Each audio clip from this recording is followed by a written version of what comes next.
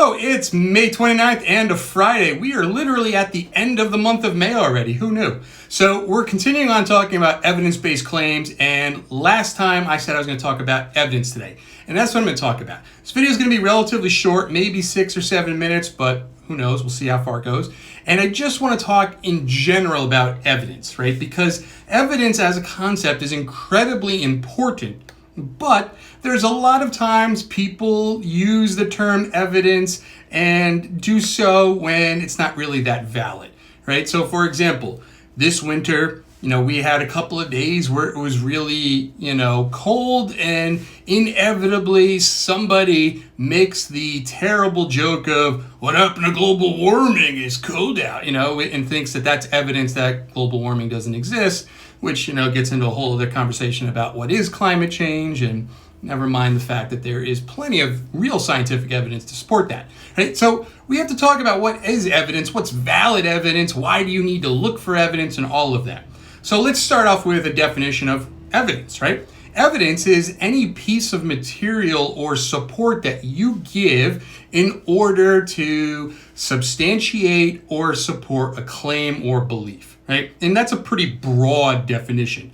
Essentially, it's anything that you can provide to back something up, right? Now, when we're writing, we want to have evidence to support our thoughts on that paper. And regardless of what the topic is, that's important, right? If we're writing in an ELA class and we're writing about a novel, our evidence is going to come primarily from that novel, right? We're going to pull textual evidence and quotes from the novel to support what we're saying about the novel. But if we're writing in a science class, we're going to have a couple of different areas we're going to pull our evidence from. We might be pulling our evidence from labs we've conducted, right? So our observations we've written about that lab and our experiences there. We might be pulling our evidence from journals from accredited institutions where we've done peer review or meta-analysis, and you might not know what those terms are yet if you haven't gotten that far in science, but don't worry, you will learn those eventually in those classes,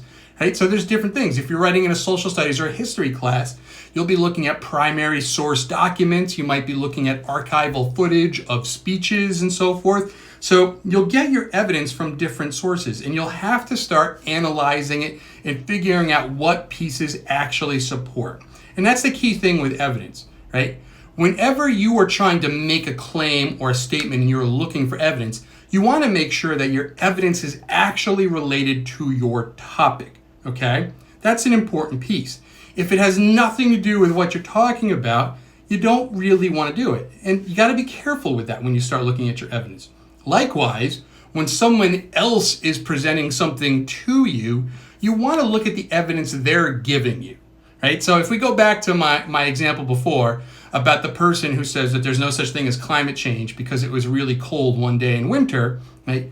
You have to look at that piece of evidence and go, okay, is that evidence logical? Is it something that, is a fluke, a one-time event, or is it something that is sustainable and repeated, right? And like, for example, this winter where here in the Hudson Valley, we had, I think, less than an inch during winter, an inch of snow, that's a stronger piece of evidence, right? The one day it's cold compared to the fact that we were like 3 degrees above average temperatures, normal temperatures for that time period, is a stronger piece of evidence. Right? So you have to start analyzing evidence and thinking about how strong it is, how valid it is. And again, this can seem at first on the surface very difficult, but it's really not. The more you start to think about something, right, the easier it starts to be able to analyze it. And this becomes really like your home version of CSI. And CSI, that crime scene investigation, right? You'll start to become like a detective, right? And you'll start to look at the facts and the evidence in every case that's presented to you. So when you're scrolling through your feed on Insta or YouTube or something, and somebody pops up some ad where the guy's saying like you can make millions through this one simple trick that nobody wants you to know about, and you look at that ad on YouTube and the guy is recording it on like an iPhone 4 in like a weird room with no furniture and stuff, right? And you start to look at that evidence and you're like, I don't think this guy's really a millionaire. There's not a whole lot to support it, right? So you start to get really good at it, and it starts to become really second nature. And that's where the link between, starting to understand evidence-based claims and critical thinking comes in. Because as you start to do that naturally, you start to question evidence, look for it, and analyze it, you start to think deeper and critically about those things. That's why this whole practice is so important, right? And then you start to do it to your own thinking. If you're trying to convince somebody of something and the evidence you provide for it really doesn't work, then, it's something you have to think about, and you have to rethink your opinion or your claim and start to analyze that. And that's incredibly important. So in your writing, you have to think about what pieces you're choosing for evidence. And that's important, right? For your writing, you want to make sure it supports your thing. You want to make sure it's related to it. And when you're analyzing information that's being presented to you, think about what's being told to you, right? Look for important connections. Look for things that make logical sense and start just thinking about it, right? So when the billionaire is trying to tell you how much they love a certain product, and they're constantly holding it with like the label out, and you start to analyze that and start to look at the evidence and maybe critically think about maybe they don't really like the product and they're just trying to sell you on it, right? And then you start applying these things where you start looking at evidence and you start to be able to manage the world in a lot better way. And that's important, right? So that's the key. So evidence is going to be a huge factor in this.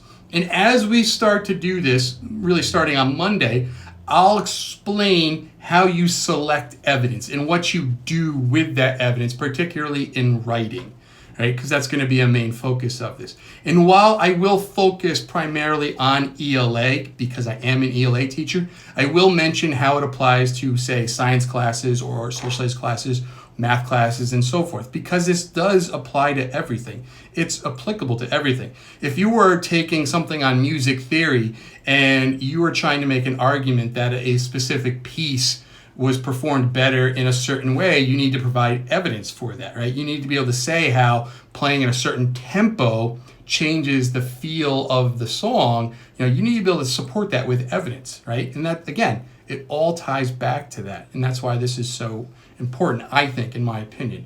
All right, so that's it for today. It's Friday. We're at the weekend. Again, we're going to be continuing on with this concept of evidence-based claims, and I hope everyone's well.